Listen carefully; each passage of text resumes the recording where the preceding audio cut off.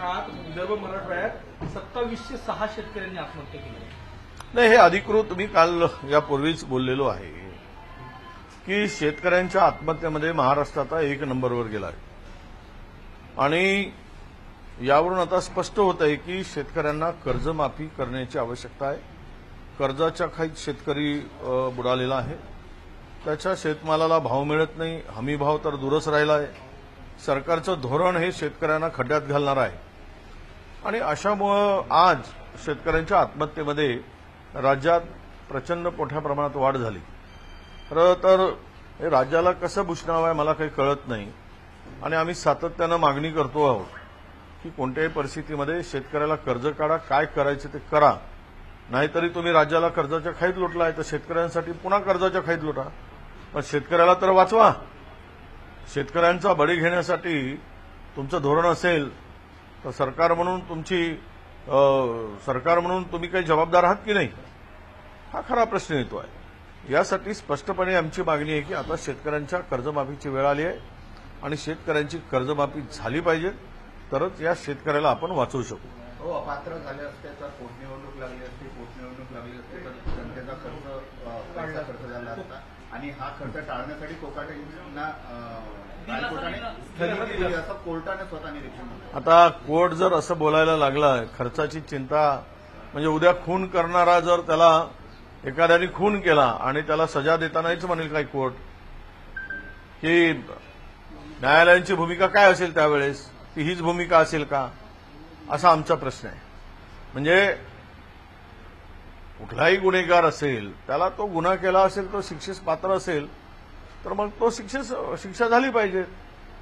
आता उद्या खून करणारा एखादा लोकप्रतिनिधी असेल आणि हे म्हणतील की तिथे निवडणुकीचा खर्च आता वाढणार आहे, जनतेच्या खिशातून खर्च होणार आहे, त्यामुळे मी याला माफ करतो, अशी न्यायालयाची भूमिका असेल तर हे हास्यास्पद आहे.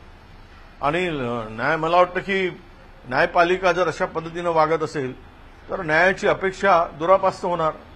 नाना पटोले यांनी काल ऑफर दिला होता अजितदादा आणि एकनाथ शिंदेना मुख्यमंत्री करण्याचा. हा ऑफर काँग्रेसचा होता की नाना पटोलेचा होता, कारण की तुम्ही गटनेते आहात. असं आहे, त्यांनी काय ऑफर दिली ते मी जरा माध्यमातून पाहिले. पण एक आहे, राजकारणात कोणी कोणाचा दुश्मन नसतो, कोणी कोणाचा दोस्त नसतो, हे आपण लक्षात घेतलं पाहिजे. दोस्त भी नहीं होता और दुश्मन भी नहीं होता है, समय के साथ सब राजनीति चलती है. त्यामुळे उद्याचं काय वाढून ठेवलेलं आहे हे आत्ताची धुसफूस पाहता हे काय होईल हे आत्ता काही सांगणं कठीण आहे. पण नाना पटोलेजींनी घाई केली एवढंच माझं मत आहे. भाऊ, तुम्ही शेतकरी आत्महत्येविषयी बोलले. बुलढाण्यातला जो आदर्श पुरस्कार प्राप्त शेतकरी होता त्यांनी त्या भागात पाणी नाही त्या पंचकृषीमुळे हे काल झालं. मी काल माझी प्रतिक्रिया देताना बोललो की युवा शेतकऱ्याला महाराष्ट्र पुरस्काराने सन्मानित करता आणि तो आत्महत्या करतो पाण्यासाठी. सरकारच्या दरबारी चक्रा मारून मारून त्याच्या शेताला पाणी देत नाही, वीज देत नाही आणि त्यामुळे त्याचा पुरस्कार देऊन गौरवण्यात काय अर्थ आहे. म्हणजे एकीकडे शेतकऱ्यांचा सन्मान दाखवायचा, गौरव केल्याचं दाखवायचं आणि तोच शेतकरी आत्महत्या करत असेल तर या सरकारला त्या शेती आणि शेतकऱ्यासंदर्भात किती जाण आहे, भान आहे आणि शेतकऱ्याप्रती किती कळवळ आहे दिसून आलेला आहे. म्हणजे मला वाटतं की महाराष्ट्राच्या इतिहासामध्ये ही एक काळी नोंद आहे या सत्ताधाऱ्यांच्या नावानं लिहिणारी. दुसरा विषय महत्वाचा की काल आपण पाहिलंय बीडमध्ये पोलीस इन्स्पेक्टर ज्या जजनी ज्याला सक्तीच्या रजेवर पाठवण्याचा निर्णय घेतला होता तो जज तेच पोलीस इन्स्पेक्टर काल होळी खेळताना रंगात रंगून मिसळून मिळून होळी खेळताना दिसले.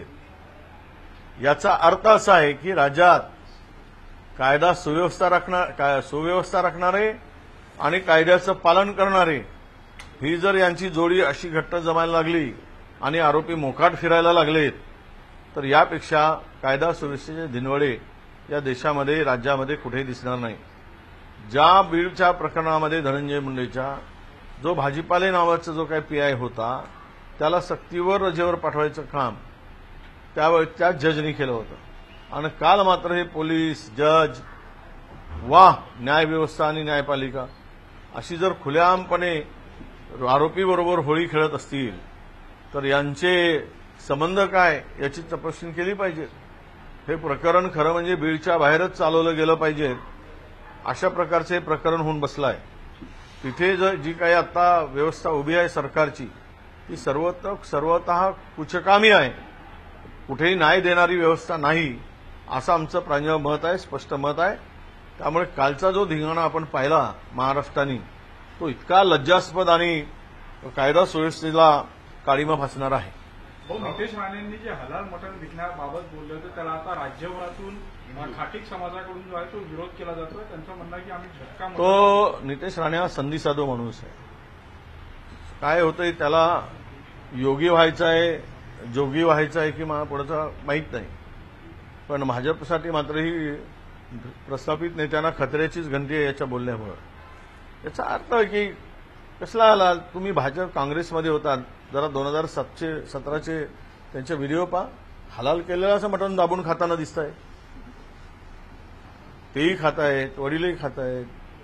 फार याच्या रमजानच्या ईद मिलन समारोहामध्ये मटण तोडताना ते दिसत आहेत. याचा अर्थ काय समजायचा. आणि सोयीनुसार विष पेलवण्याचं काम जर तुम्ही करत असाल तर हे मला वाटतं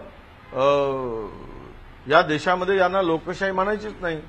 आमच्या अध्यक्षांनी म्हटलं त्याप्रमाणे आपला देश आणि राज्य आता तालिबानीकडे झुकतोय. उद्या या देशाचा तालिबान होईल अशा प्रवृत्तीमुळे हे आता स्पष्ट होत आहे. राजापूरमध्ये धार्मिक तेढ निर्माण करणारी घटना घडलेली आहे. कुठे? राजापूर कोकणातलं. आणि तिथे आता तणावाचं वातावरण असलं नाही, मी माहिती घेतोय ती. मला तुम्ही सकाळी वाजलं थोडंसं माझ्या मोबाईलवर, पण पूर्ण माहिती येऊ द्या कशामुळे तेढ निर्माण झाला आहे. खरं म्हणजे आता रमजान आहे, काल होळी झाली. ही पवित्र सण असतात सर्व धर्मांची, हिंदूची, मुस्लिमांची. यामध्ये अशा प्रकारचं कधी वातावरण होत नव्हतं. आणि सगळं शांत असताना तेल टाकण्याचं काम कशाला करायचं. कुठे कोणाचा उद्रेक होताना दिसतोय. तुम्ही जाणून बुजून जर एकमेकांच्या विरुद्ध झुंजवण्याचा सरकारचा मंत्री जर प्रयत्न करत असेल मग सरकारलाच कायदा सुव्यवस्था खड्ड्यात घालायची याचा अर्थ हा स्पष्ट होतोय. धन्यवाद. थँक्यू.